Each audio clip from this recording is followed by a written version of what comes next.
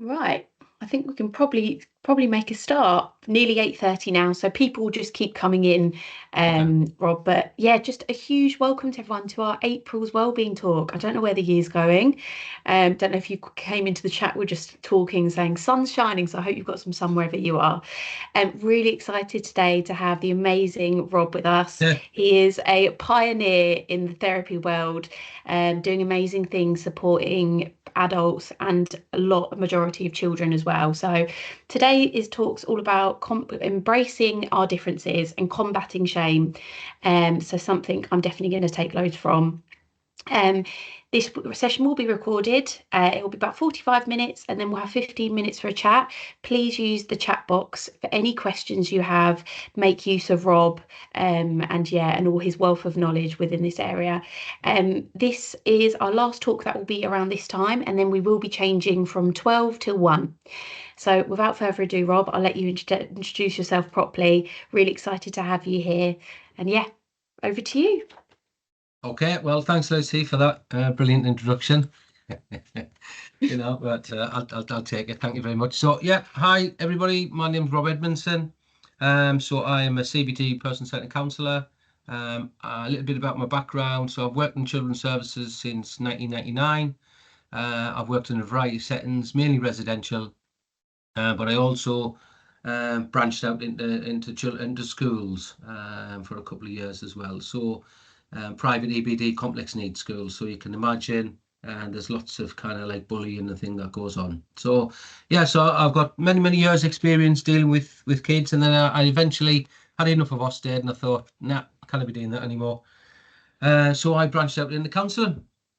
And that's what I've been doing for the last sort of 6 years. So it's a huge area that I'm involved in, and shame is something that it really touches my heart, type of thing. It's very close to me. I can still remember experiences of shame when I was a child, and what that felt like, and the knock-on effects of that. So yeah, a really important topic. So I've put together just some bits and pieces. I hope some of it is of use to you. We're going to first of all look at sort of like what is shame, how children feel shame, why, when, that kind of thing. And then there's a little bit more about the stress cycle, which I want to introduce to everybody. And that will explain about how children perceive stress, or feel stress, or act in terms of shame. We'll go through that. I want to introduce the thing called the life space interview, where what we actually do is sit down with children and go through what went on, the facts, the figures, everything, so they can get a better understanding of how things have panned out and how things have worked, but also how they can then maybe manage it better within the long run. Okay. So we'll use a little model called the EIC model. So yeah, we'll do that. And then at the end, there's different types of techniques that I want to introduce if we've got time. But also there's things around helping parents with neurodiverse children, and things that I've learned sort of along the way. So that's kind of me. And I will start off by introducing what is shame in children. So shame for me it's a complex emotional response that can deeply affect children's sense of self-worth and their interaction with others. So it's something that is very complex to deal with for children. Shame differs from guilt. So when we may have a feeling of having done something wrong, so that's what it is. So while guilt is related to actions, okay, so and actions that someone has done something wrong, whereas shame, it differs, which is the shame is the feeling of having done something wrong. Shame is tied to a child's perception of their identity, such as, I'll give you an example. So I am bad, so rather than I did something bad. Okay. In children, shame is often triggered by a perceived failure or a feeling of rejection, a feeling of inadequacy, or a feeling that they're not meeting expectations, whether or not that's in an educational environment, social environment, a peer relationship. So those are how things can be triggered. So those experiences can be internalized by children. and quite often, more than not, kids go unheard or kids suppress feelings. And it can have like a huge knock-on effect in terms of how they're progressing and producing. So leading children, so if they are shame can be difficult to recognize because it often manifests in subtle and like hidden ways. Okay. And quite often than not, we can't actually see shame, and we don't actually know what it's like. So unless we're actually close with a young person and using our skills to get to know young people, it's very, very difficult to identify. Children may not express the emotional directly though. Instead, so this is kind of like things to look out for. So instead, they might withdraw from certain situations. They might not want to go into the canteen at lunchtime. They might not want to shower after the gym, that kind of thing. They might not want to, be part of the crowd. But they can withdraw. They can become very defensive when they feel shame. So, or they show visible signs of discomfort. So, something which I grew up with, which still haunts me today, is blushing. And when I feel shame or when I feel embarrassment, I blush and I avoid eye contact. So those are little things to understand what is shame for children. Okay. I've got some examples here of how children feel shame. So basically, children feel shame in many different ways, and it often surfaces during early developmental stages, round about school age. So when the social and emotional awareness is forming. All right. So some common signs that children are feeling shame include things like withdrawal and avoidance. So a child may avoid eye contact with you. They may retreat to a quiet space. Lots of schools nowadays have things like buddy benches. They have like posters it's about inclusion rather than exclusion. Nobody's policies about nobody's left alone, that kind of thing. So luckily schools are more equipped to deal with this nowadays. But however, kids can retreat to quiet spaces and become very quiet, withdrawn within themselves. And an example of this is, say, if a child is being publicly addressed in school for making a mistake, they might hide their face in their hands, unable to sort of face their peers, and just feel embarrassed about coming out. Physical symptoms. So children experience things like what they call a pit in their stomach, and most of us will put this down to anxiety or stress. That's kind of a physical symptom of that. But also they get like a feeling like of a hot sensation burning in their face, and when they're feeling ashamed. They might blush, might cross their arms, so they've got very closed sort of body sculptures. And they can also appear very tense, whether or not either somebody touches them or something, one of their friends, they can like shoot up, or whether or not they're just not open for discussing or having questions. It can lead to very low self-esteem. A child may express negative beliefs about themselves, thinking things like, I'm stupid, I'm not good enough. For example, if a child feels that they're constantly compared to a sibling who's very good at academic, but they're very good at sporting things, they may deal with things differently. It could internalize to a sense of inferiority, which inevitably leads to an overwhelming feeling of shame. Okay. When do children feel shame? So shame can arise at different stages of children's lives.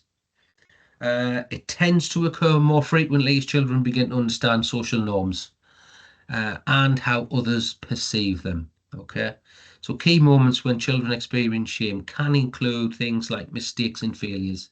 All right, so children often feel shame when they make a mistake or they fail at something important to them. For example, a child who doesn't perform well in school, in the school exam, might feel ashamed of their performance, especially if the parents have a high academic expectations. Okay.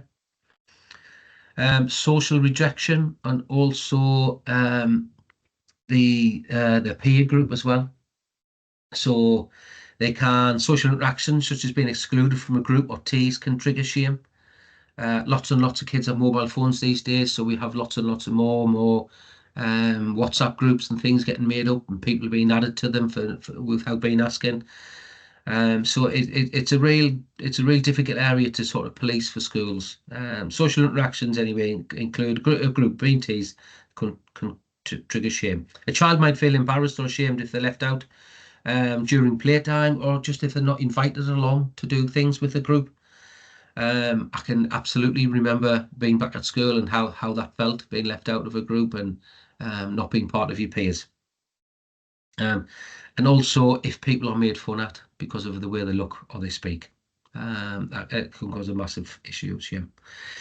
Parental expectations or parental criticism or neglect. So parental expectations, so parents, we all have expectations of our children. We all want them to behave properly. We all want them to do well in life. However, expectations can also create feelings of shame. A child may feel like they're not good enough if the parents show disappointment, or if they believe they're not lived up to family standards. For instance, a child who struggles with sports might feel shame if the parents prioritise athletic achievement. Okay. So when I left school, my highest grade was a D. And I remember my mum telling me once, sticking at your boxing, son. So I wasn't criticised for getting 12% on my physics exam. I was encouraged to do something that I was good at, which is boxing at the time. I left school with a D. I was basically officially classed as a bum, if want of a better word. All my reports said Robert could do better, Robert needs to concentrate, Robert needs to do this, da, da, da, da, da, da. Anyway, 16 years later, I went up to manage an educational setting for complex needs children, and I passed Ofsted with a good grade and an outstanding for leadership and management. So within 15 years' time, I'd changed full circle. So school doesn't define us as children. Okay. Bullying or peer rejection. So bullying in school is another form of childhood shame. A child who's constantly teased or rejected might believe that there's something wrong or inherently wrong with them. So that negative self-assessment, especially if reinforced over time, can lead to a persistent sense of shame. Trauma or abuse obviously can lead to shame. Physical, sexual, emotional abuse is a powerful source of shame. Abusers can create a power of imbalance where the abuser may make the child feel that the abuse is their fault. The child may develop deep-seated feelings of shame, that their body, their actions, or very existence are to blame for their abuse. And that leads to the next one. So why? We ask ourselves why. Why do children feel shame? Well, children feel shame because they're highly sensitive. Okay, they haven't formed all of their emotions properly. They're still working out the world. They don't know what's going on. Several factors can contribute to this, obviously. Peer relationships, obviously. Parental influence, lack of emotional support. So children who don't receive emotional validation when they struggle may feel isolated or misunderstood, deepening the feelings of shame. If their emotions are dismissed, such as being told to, and I think lots of people will resonate with this example of, stop being silly, didn't worry about it, stop being stupid, didn't be daft, didn't worry about it. Well, that kind of thing can lead to, if it's not being validated, that can lead the person to feel a huge amount of shame. Cognitive development is a key area. So as children's cognitive abilities evolve, they start to think more abstractly about their self-identity. So this development increases their ability to reflect on themselves and how they are perceived by others. So consequently, children are more likely to feel shame when they think they are not meeting societal or personal expectations. Yeah. I've done something here on kind of like best ways to help support children with shame. Okay, so, and I've got supporting children with shame does require patience, understanding, and a non-judgmental approach. Now we'll talk a little bit more later on about the stress cycle, the life space interview, and the EIC model. But those three things, the patience, understanding, and a non-judgmental approach, can massively determine as to whether or not the feelings of shame have a long-lasting effect, or we can, what we call early intervention. Yeah, 2 seconds. So children learn by observing adults. So when parents or caregivers model vulnerability, okay, by expressing their own feelings of shame in a healthy way, for example, saying things, listen, I make mistakes. It's okay. Don't worry about it. It's fine. You know, that's how we learn. You don't learn without failing. Yeah. Children learn then that it's normal to feel ashamed, and it's not a bad feeling to have. Okay. But feeling ashamed also doesn't define kind of who they are. Creating safe spaces for children to express. Yeah. So I'm always encouraging children to express their emotions freely, without fear or judgment, certainly in the counselling sort of arena. I work a lot in the arena about making sure that when a child feels about it's okay, it's safe to talk about their shame. So a great skill for a counsellor is to bring in use of self. So I bring myself into the counselling room. So, for example, if a child wets the bed and they're going on a residential trip, they're absolutely panicking about it. What we don't want to do is identify that. So you can put certain things in place. So I can remember when I was a child, I've had children come to me and talking about bedwetting, what we can do about it, things like that. So I bring myself into the counselling room quite a lot. So whenever a child brings shame, whatever they're shaming, I've either experienced it myself, either my children have experienced, they've either supported a child, or I've known a colleague who's supported a child, or I have a story for each and every one of their shame issues that they bring. And when you share that moment with that young person, that's when the connection starts to happen. That's when we start to feel that we're building a therapeutic relationship. So creating a safe space is massively important for kids. If you create a safe space, if you create a safe person, an identified person that a child feels safe and happy to come to, they're less likely to internalize it. Okay, so let them know it's okay to feel bad about things and to make a mistake, but it doesn't mean that they are a bad person themselves. Okay, affirm their worth. So provide children with positive reinforcement that focuses on their inherent worth rather than just their achievements. For example, saying I love you no matter what, and you're always enough, can help them separate the mistakes from their identity. So it doesn't matter what their actions are, but their identity as a person is what we're trying to get to. Promote empathy and perspective taking. So teach children that everyone makes mistakes. It's all part of being human. Encourage them to empathize with others. So when they see others who are feeling ashamed, try and identify that and try and I always like to bring in a third person give an example of how a child may be experiencing shame and get that child to explain what they may be feeling and how they may be perceiving or how they may be feeling at that time and what would be beneficial for them at that time, or an example that they can do something different. Okay, so that takes away the personal side to that. Avoid shaming or criticizing. Now there's loads on this, but instead of criticizing the child harshly when they make a mistake, focus on problem solving and encouragement. With straight away, it's easy to blame children, and there's a thing about the ings, the blaming, the naming, the shaming, the labeling. So if we can avoid all of those type of stickers type of things when we're dealing with children. For example, if a child's upset about failing a test, help them see the situation as an opportunity for growth and improvement. Our test is a test. You've always got another one. You can always do better. So if they got 20 out of 38, well, that's more than half. So well done. Yeah. So it's about taking the information, reframing it a little bit, so it's a little bit more positive, and then presenting it back to the child. Yeah.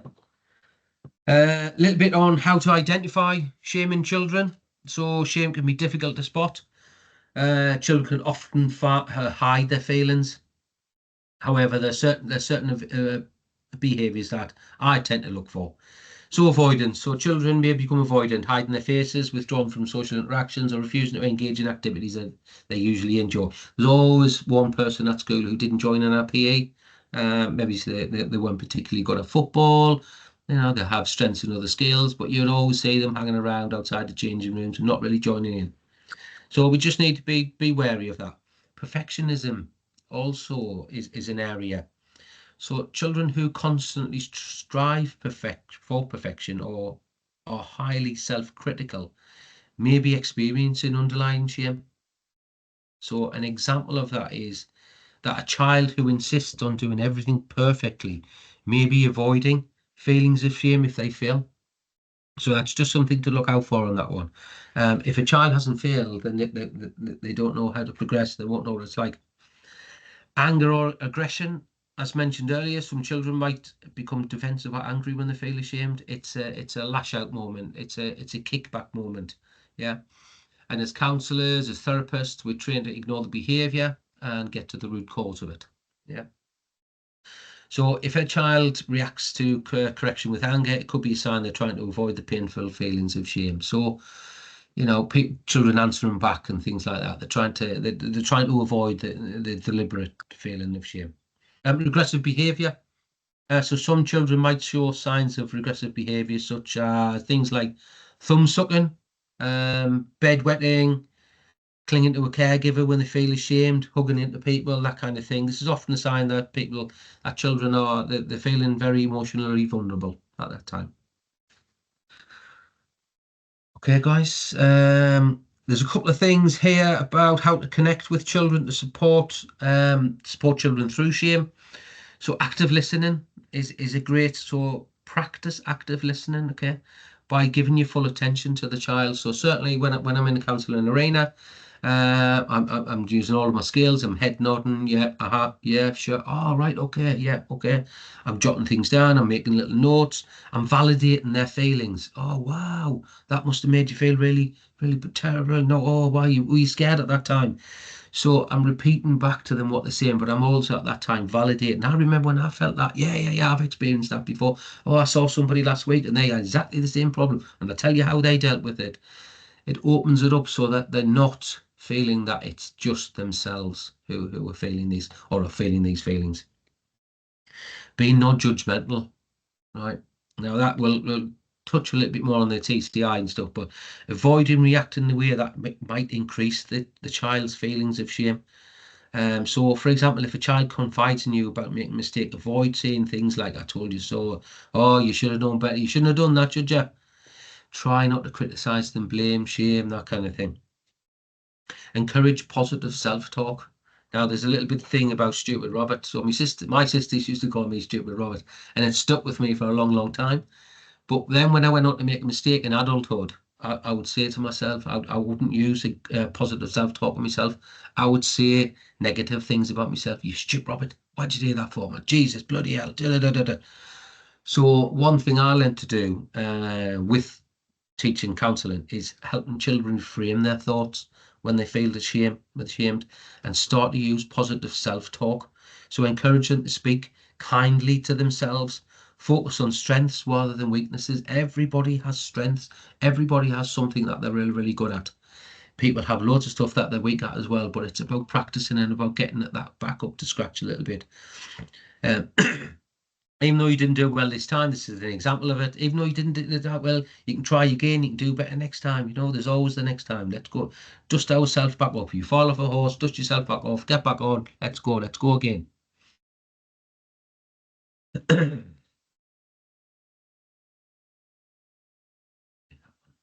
thing here, next one, is how to deal with shame that's already happened. Okay, and this will introduce us to the life-based interview. Okay, and the stress model. And I do actually want to just share my screen with you for this one. Just let me get it up. Find what I need to share with you. 2 seconds.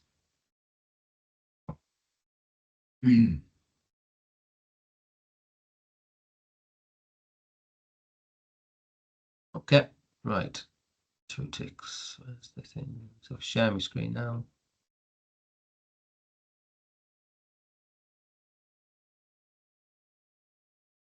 that one there. So I hope at this point that people can see the stress cycle. I don't know, Lucy, if you can just jump on and say, I'm sure there will be. Yeah, we can see it, Rob. Looks great. Right, champion, lovely. Okie dokie. So when shame is already incurred, it's important to respond thoughtfully. Here are some ways that we can manage a child experiences of shame. So first of all, we can acknowledge that feeling. So start by acknowledging with the child that the child is feeling ashamed. So validate their emotions. It helps them feel heard. You might say things like, I can see that you're upset about that, about what's happened. That's okay. You know, but let's talk about this. Let's see what we can do. Reassure children as well. Lots of children, they go into panic mode, fight, flight, or freeze. That kind of jumps in as well. Offer comfort and reassurance to help children move through the shame. You know, giving them a pat on the back, a little hug of a child, offering them calming words such as, you know, listen, man, everybody makes mistakes, you know, don't worry about it. That's what we learn from them. It can help ease the emotional burn from that. Encourage self-reflection. Help the child reflect on the situation in a constructive way and asking things like, now, what could we do differently next time? It encourages problem solving and growth rather than dwelling on the shame, so that they're not building up this intense fear of shame or intense fear of this thing happening again. Correct the misconceptions. You know, you know, I'm terrible. I'm terrible for doing this. No. You didn't score well in your maths, that's absolutely fine, but that's not you. That's your ability to deal with maths. So separating it out. Pardon me. So if we go on to the stress model of crisis, now this is something that I particularly use every single day of my life. You can use it for fear, you can use it for happiness, stress, anger, anything at all. And the whole idea of the stress model of crisis is this is a trigger of events. But if everybody can see the curve, that curve is what I call a moment in time. Okay. Now, if we can learn to deal with that moment in time, okay, children are much more set up to deal with stress and what we call early intervention. Okay. So you can see it at the bottom, we're at baseline behavior. That's where we're just relaxing, everything's fine, nothing too exciting's happening, nothing too sad's happening. So that's no problem. However, the first stage of that or in the model of stress is the triggering event. So for something like this, so we say a young person is in the staff canteen, they're having their lunch. They're in the queue, and there's loads of kids there. It's very noisy environment. Everybody's shouting, screaming. I don't know if anybody's been in the canteens and stuff, but it's very noisy. However, so a child gets their meal. Somebody throws a burger bun, hits her in the face. She drops her food. It goes all over the floor. You can imagine she just wants the world to open up and swallow her. Yeah, and that's when something like fight, flight, or freeze can go into there. So from then, that's the triggering event. Yeah. So then the child will be then starting to perceive or feel agitation. This is when the physical signs of shame comes in. So the face will go red. Everybody's looking at me. Oh my God, my heart's racing. I'm starting to get really hot. I don't know what to do. I'm in a panic mode. We can then slip up even further into aggression. Maybe we can hit somebody, we can throw something. Can turn into violence, but all the time our behavior is escalating to a point where we're going to eventually get into crisis. Okay. Now, crisis can deal in many different ways. Unfortunately for children, when they get to the crisis stage, they're not in control of their emotions. It's now uncontrollable, unconsolable. The fight, flight, or freeze model jumps in. So lots of children stay and fight. Lots of children can fight back. Lots of children can use different things to manage that moment in itself. But a lot of children can freeze in that moment, causing an extended stretch of shame. However, lots of people choose the flight mode. So on this particular instance, the girl ran out of the canteen. So they ran out of the canteen. You can imagine everybody laughing at her, pointing at her, things like that. She's outside, stressing out and things like this. So that's the actual example. So that's something when something has happened and say you're going over to support a child who's doing that. So we bring in what we call the life-based interview. Now, the rights-based interview is something that, again, I use every single day in the counselling room, but at any time with my kids or just when I'm out and about or whatever. We use what we call the I-skate model. So the I-skate model is so we introduce ourselves. So we would approach the young person. Hi, how you doing? Type of thing. I saw what's going on there. Do you mind if I just have a quick talk about with you? Do you mind coming with me? Come in my office a little bit. Come on, you can share my lunch with me. So we're isolating that situation. We're taking that person away from that stressful situation, that shameful situation. We go to somewhere safe and quiet. At this point, the child will probably start to be going down the other side, starting to get close to kind of recovery because we're out of that situation. So the A in I-escape is to explore the situation. So at this point, what I'd like to do is I like to explore step by step with the child what actually goes on. So tell me what happened. So what was happening? So you finished physics, you were walking with your two friends, you went into the hallway, right? You were waiting for your lunch, and I do little arrows, I point little arrows, right? You're waiting for lunch. Then you asked her for your lunch, you got your lunch, you got your knife and fork, you were with Belinda, you walked over there, somebody hit in your face with a bone, you dropped your thing, you felt ashamed type of thing. Then somebody's shouting at you, then you ran out, you've kicked the thing, you've broken the window, you've come out. Okay, no worries. Once I've explored that situation, I'm not using any. I'm not being judgmental at all. I'm not interested in whose fault it was, what happened, anything like that. I just want to get the facts out of the situation. Once I've got the facts out of the situation, it's visual. It's in front of me. Once I've got it in front of me, I'd like to summarize it. Go right through it again with the young person. Step by step by step by step by step. Exactly what went on. So that young person knows the whole incident itself. At that stage, I would then be looking at when the triggering event happening, and I would be concentrating on the person's feelings at that time. So when that person hit you with the bun in the face and you drop your thing, what were you feeling at the time? So that was a behavior. What were you feeling? Oh my God, I was so embarrassed. Like everybody was looking at me. My face was going red. All my thing was all over the floor. I just couldn't cope with it. Right. Okay. Yeah, no worries. That's fine. So what we then do after that, I've shouted at someone, I've ran out, and I've broken the door window. I had to slam the door on the way out. So I'm feeling bad about that. Okay. Once we've clarified exactly what's gone on, exactly what they felt, we've linked it, their actions to their behaviours, we've connected it step by step, we've validated every single step along the way. What we then try and do is offer an alternative. Now, at this stage, I'd like to bring in what we call owning the moment. And it's something that I use or I try to explain to children. And this is getting back to the stress model as well. So you can imagine if when we talk about early intervention happens round about the triggering event. And what we tend to do is when something like that happens, if we can change maybe something about that or ourselves or how we perceived it, maybe the other steps might not have happened. So you can imagine, for instance, if in this instance, if a child has something thrown at them, they drop the food in the thing, if at that point they're able to kind of like own the moment where they like take a time, take a deep breath, understanding what's going on around them, kind of inject a little bit of humor type of thing, like, oh my God, I was so looking forward to my lunch, or Jesus, I've made a mess. Wow, look at that. Even just owning the moment where we close our eyes for a minute, just practice a few mindful techniques where we're breathing type of thing, we're remembering where we are, we're in the canteen, we've dropped our stuff, right? Who's my safe person? That kind of thing. They can go to their safe person. It avoids the knock-on effect of the running out and the flight mode and feeling shame. So the stress model crisis is something that I particularly use every single day. It's great. You can use it for early intervention. You can use it for when people are out of control. But what I like to do for this, I make it bespoke for that young person. So I would link all of those different stages. I would put them on the curve, okay, and I would put them under which bracket. Like, so that was the triggering events, that was the escalation, this is the outburst, this is the crisis.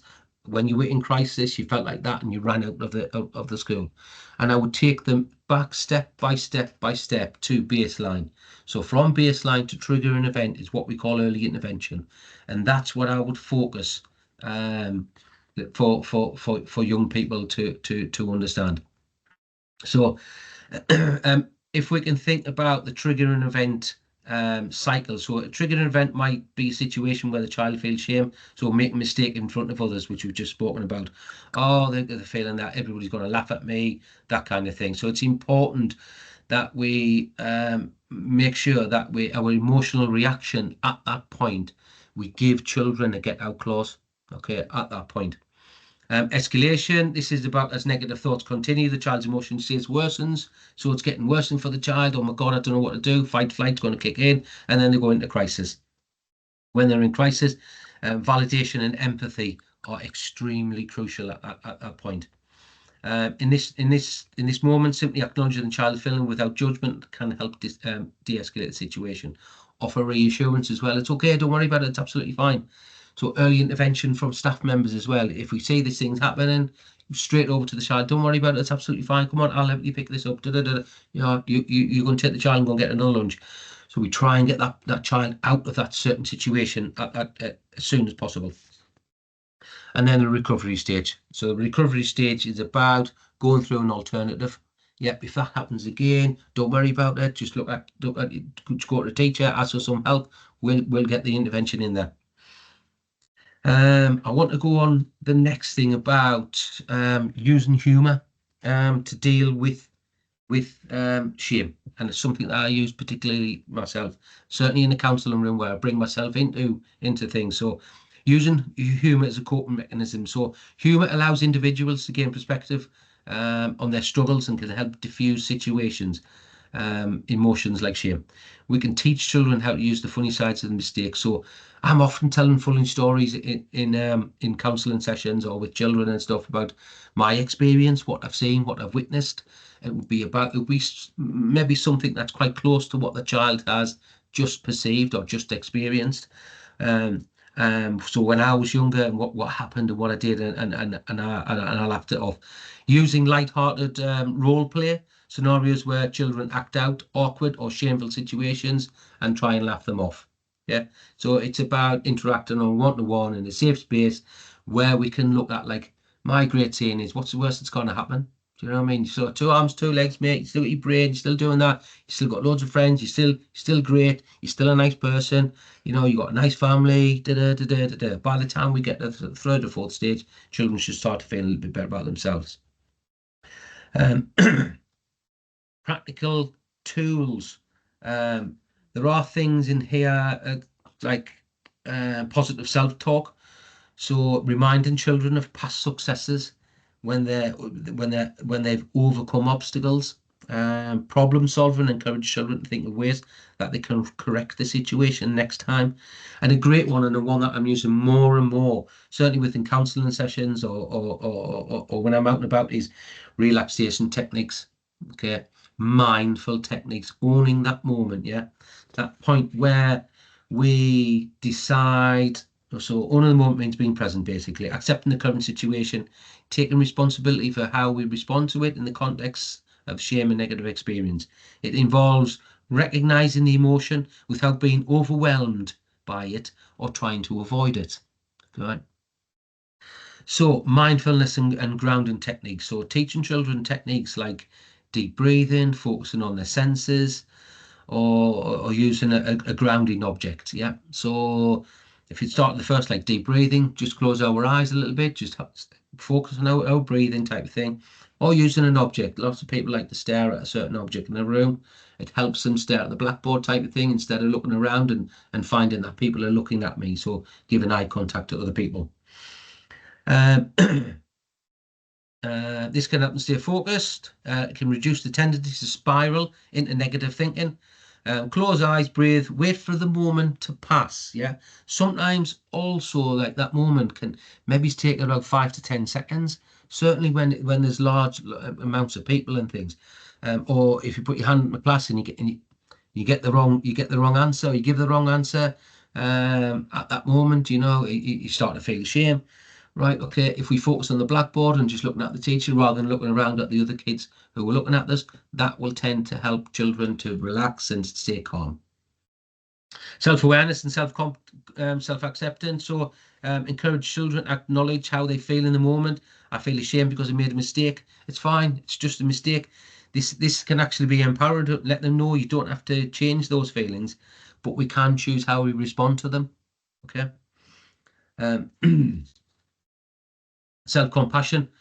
Encourage children to treat themselves with the same kindness that they would offer a friend. Now, this is a great example. So kids are great at helping others, and they're great at helping when other people are identifying when other people are sad or unhappy, or they see people or feeling it. That empathy. Children are really responsive and receptive to that kind of thing. So encourage them to treat themselves exactly the same way as they would treat someone else. So if you use the example of somebody else doing exactly the same thing, how would you then go on and treat that person?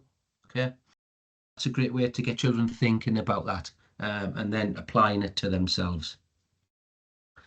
I do at this point, so I know it's 10 past, and I did say that all of my notes I'm going to make available as well at the end. Lucy's going to distribute them for you.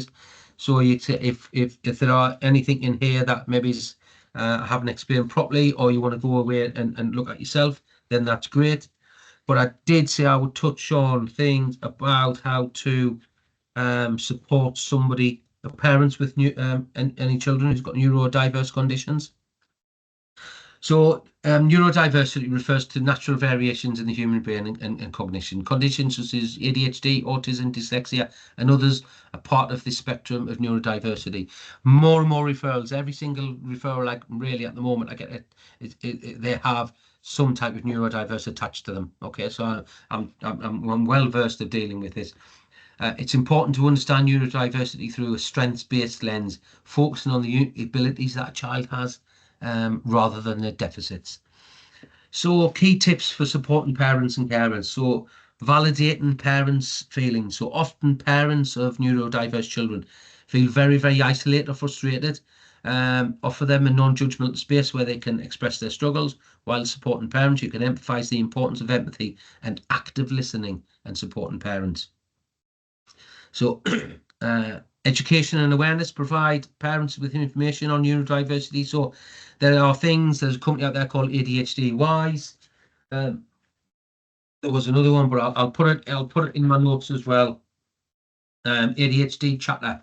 So those are a couple of podcasts. There are a couple of companies out there, who help children, parents and carers. For anybody who has, they love for, they care for, they live with anybody with a neurodiverse condition. Those are a couple of areas that parents can go to, or signposting to go to. Consistency and structure. So neurodiverse children often thrive on routine. So encourage parents to establish a predictable schedules for their kids, but also for themselves. I use a diary. The introduction of a diary into my life was about 2 years ago. I have a diary and I have a to-do list. I have a diary where I have my whole week on the 2 pages. I don't look at last week because last week's finished. It's in the past. I can't do anything about that. I just look at this week. If I turn my page on the next week, it's blank. I don't plan. I only plan for 1 week in advance. Same with a neurodiverse child. They can't plan that far ahead. It can create anxiety. Okay. So have somewhere where kids can go if you go back to mom, can I have this? Can we get this? Can I go down here? Can I do this? Instead of being interrupting all day where the child is coming and they're asking for something and you're having to deal with that conflict, which again, if you go back to the stress model of crisis, once you say no, whoosh, the child can have agitation, they can escalate, they can throw something, they can break something, they can go into crisis, feel terrible about themselves, and then we have the whole stress cycle again. So if we create this diary with what I call a wish list, so when the band comes and they're asking for, oh, Dad, can I have this? Mom, can I have this? I put it on the wish list, son. Put it on the wish list. Put it on the wish list. So the child learns to go to this wish list and put it down and to write it down and not to get that response right there and then. This then creates space for the parent, because often neurodiverse kids will probably want 5,000 things in a day. By the time you come at the end of the day and sit them down and say, oh, well then, John, right, let's have a wish list for today. So you said here that you want some Thompson tank engine trains. Oh, no, I didn't want that now. No, forget that. No, all right, cross that off. So you'll probably find they'll probably cross about 90% of the things off that they put on the wish list themselves. So for a parent with a neurodiverse child, having that structure of the routine with the diary where they can go and put some things in. Dad, can you take his ice skating on Sunday? Put it in the diary, son. Right, Dad taking his ice skating on Sunday. Dad, can I have this thing for Christmas? I put it on your wish list, son. Right, put it on a wish list. So at the end of the day, you can sit down when you're having that parental time with your child and going through the wish list. It can help avoid the model stress and kids going in there. It can avoid conflict basically, yeah, and the flashpoints. So to provide consistency and structure, so massively on routine, predictable schedules. I have in my diary, I have it boarded off all my hours that I'm working. When I do private clients, it's highlighted in orange. It's in blue for my other one. So my kids know exactly when I'm working and when I'm not. So they know what I'm doing. And so I don't have to continuously explain that to people. Promote positive self-care for parents. So a parent and a neurodiverse child can be absolutely taxing. So encourage parents to prioritize self-care, seek respite when needed. Don't feel guilty. Don't have the parental guilt that we need time out. We need a break. Connect with other support groups as well and share experiences. The ADHD Wise do a fantastic little talk. It's run by a lady called Janine. She was late diagnosed in her 40s. Now she runs a successful business. Most of her family's diagnosed. She's always on the TV promoting ADHD and medication and diagnosis right across the country. So, but she does a parent and carer forum for anybody who loves, care for, lives with anybody with a neurodiverse condition. She explains the different types of ADHD and neurodiverse. She helps you understand where it is, how it comes from, but also what type, and then also how to deal with it properly. It's either a light bulb moment or not. Okay, but it's very, very well worth logging on. It's on Facebook. You can log on to it. I think there's about 5. Sometimes it's a £5, sometimes it's £7, but the whole family can go on. And what I like about it at the end is she does a Q&A, and she can ask other families, and you hear other families' struggles and what they're dealing with, but also their successes. So you get to be part of this community. I think at that point, Lucy, it's 17 minutes past. I'm gonna leave it there if that's okay. That's and open it up to. Absolutely fine, Rob. If you're happy, just to stop sharing your screen, and then we've got some questions box. That was amazing, Rob. I have taken so much from that, and I think one thing really stood out for me was things were coming back from my school years, and I was like, my gosh, I remember feeling like that.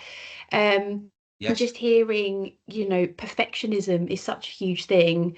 And, that feeling of shame, which wasn't actually spoken about when I was at school, really. It wasn't you were told, the use of don't be silly. Don't be silly. Yeah. Don't be stupid. Yeah. Don't be daft. Go on, get yourself on. Exactly. But I mean, I've never forgotten what it was like to feel when I was a teenager, and I think that's why I connect with children that much. So I think it's really important that we when we're dealing with shame, when we're dealing with children, we understand what it was like for us back then, and be realistic. When you understand that, you know exactly where you're coming from. You connect, and when you connect, that's when they take you right down into their pool. And when you're swimming about in their pool with them, knocking about with them, and they're telling you all their little things that they've never told anybody before, or they feel safe to come and talk to you, that's when you're connecting, and you can do so much powerful work just by remembering what it was like and connecting. Yeah, honestly, Rob, I wish I'd had a Rob at school when I was there. I think every school needs a Rob. We've got some questions here. So, how do you support a child or friend who you feel is being bullied, but you're met with denial? Right. Okay. Yeah. So we can. Is this from a peer, or is this from a parent or a teacher or something like that? Yeah.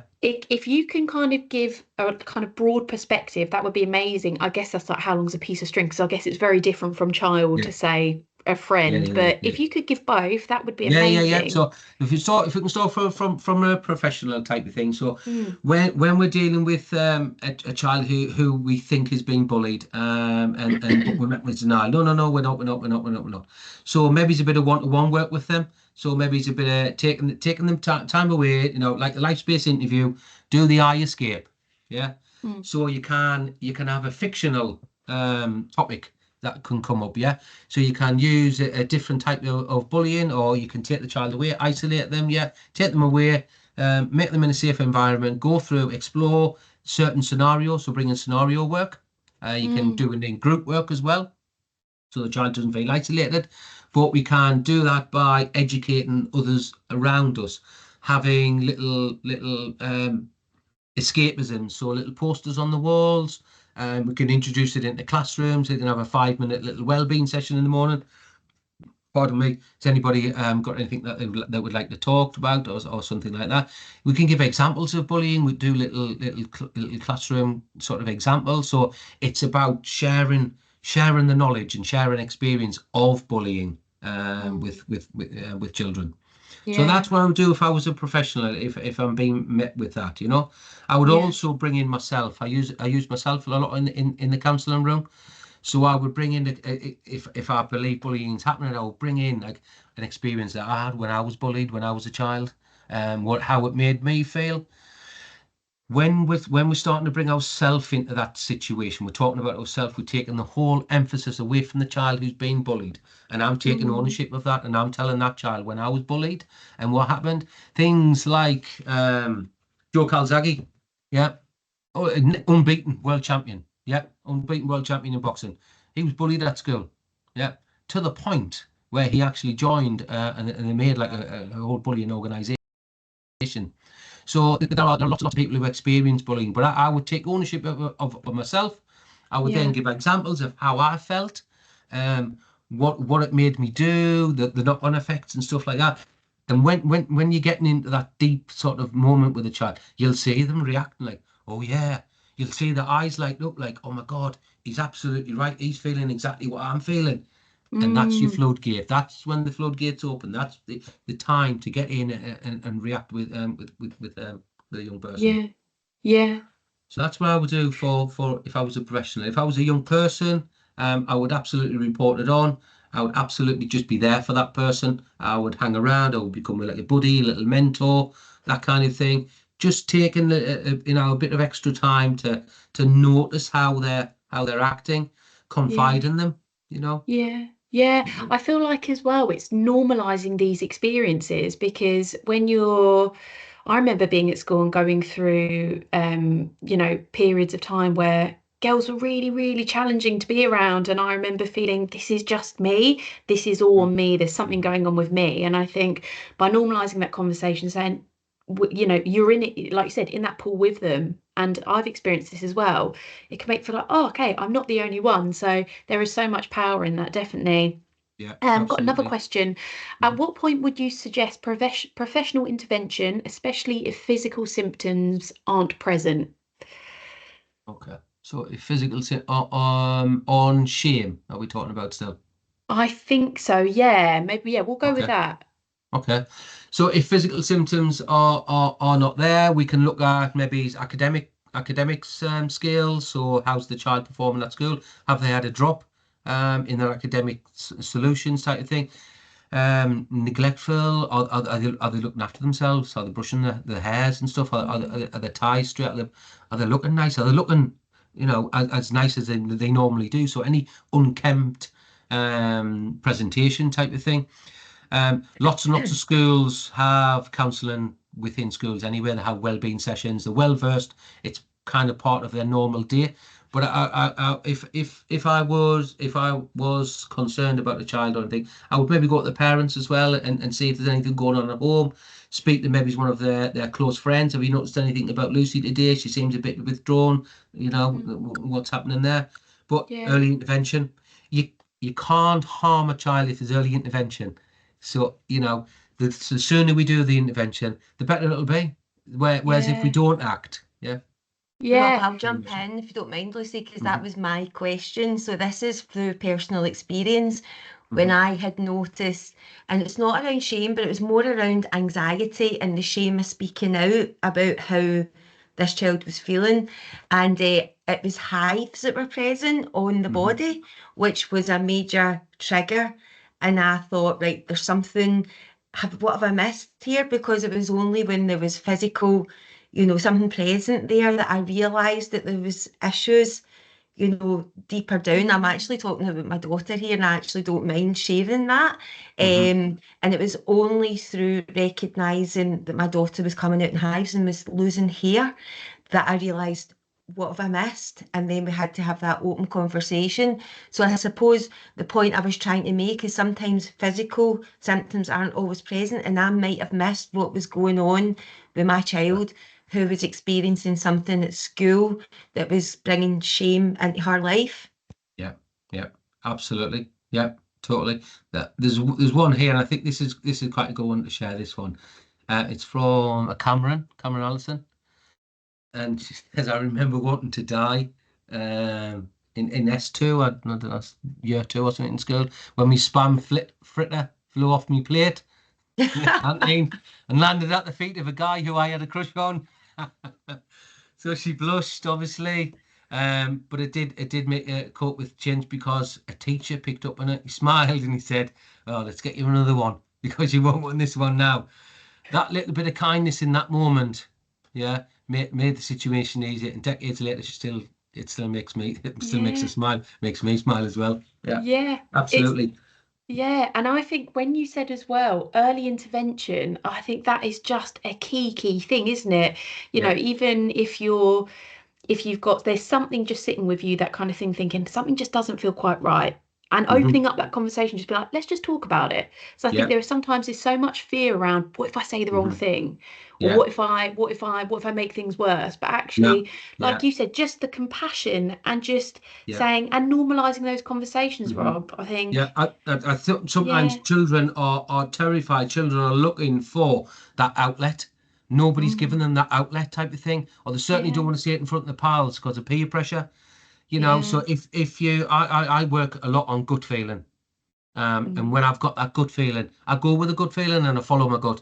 Because if I follow my gut and I explain things and we do some scenario work or something like that, I haven't harmed the child. Yeah. But I've just given them that opportunity in a safe space to talk about something. And before they've even got to bring it up, I've brought it up with myself. So I know what the gut feeling is. I've got a good feeling something's happening here. So I'm going to bring this example of when I was your age, this happened to me. Oh, right. Okay. There's the connection. And once you've got that connection, once you've got that deep rooted connection, you never lose it. You never, ever lose it. Yeah. I think as well, just we've got a couple of minutes left. Something which I found incredible was when you were using the diagram, and you said when you bring the child in or bringing someone in and actually just saying to them, it's not about who did what. And that was something that I found so challenging at school. It's like, we need to get to the bottom of why you've done this or why you've done this. But it's actually just saying, let's look at the root here. What's underneath Let's look this? at the facts. Tell us what happened, and then say what, and they're struggling to tell you what happened. Didn't worry about it. I always tell kids when they come in the counselling room, I'm not here to tell you off. You're not here to get wrong off me, mate. There's no way I'm going to tell you off. So tell us what right. You did that. You didn't worry. You did right. Okay. When you get all of those facts down and you see it, children are really, really good at this. So why I use that example, I'll go through it and I'll say, where do you think we could have made a change? They'll pinpoint exactly where they think they could make a change. Yeah. And working in kids' homes, that happens quite a lot. There's violence and smashed windows and stuff. Right. Well, all because somebody called them a name or something, and they'll think, well, they called us a name and I reacted like that. So if I just didn't react like that, all of those other sequences wouldn't have happened. So the early intervention, bang, right there. Prevention is better than cure. Absolutely. It really is. Unfortunately, we have to deal with cure as well. Yeah, I think actually thinking about even now, even as an adult, and some of my behaviours, say in my relationship, if I'm like, the bins haven't been taken out, and then I can go, actually, this is really food for thought, thinking, God, this can just, I think with anyone can take that away, thinking, actually pausing for a second and be like, well, let's just pause here, because if not, if the eye keeps spiraling, this could end up in me and my partner not talking for a few days because the bins haven't got out. So communication. And when you look at it, it's just the bins didn't go out. So what? Yeah, exactly. What's the worst that can happen? You know, and when we link shame to anxiety and stuff, and kids feel anxiety, what's the worst that's going to happen, son? And when we explain it to them and sit them down, so what? And then when we understand the cycle and we tell them that's a moment in time, this moment in time can be 5 to 10 seconds, or it could be 3 hours. All depends. The fight, flight, freeze model. It's fine. Whichever one you are, it's absolutely fine. Don't worry about it. But if you are that one and you want to leave, you just sir, it's been tray, I didn't want me dinner, it's all over the floor. And then you leave. So teaching them, giving them a little one line that to come back with, you know. Yeah. That pie looked awful anyway. It was minging that, didn't want that. and when we own the moment and we take it away from everybody who's looking at us and laughing at us, when we own the moment, like a guy come out with his fly undone. This is a true example. A guy came out with his fly undone, and everybody was like, you got your fly undone.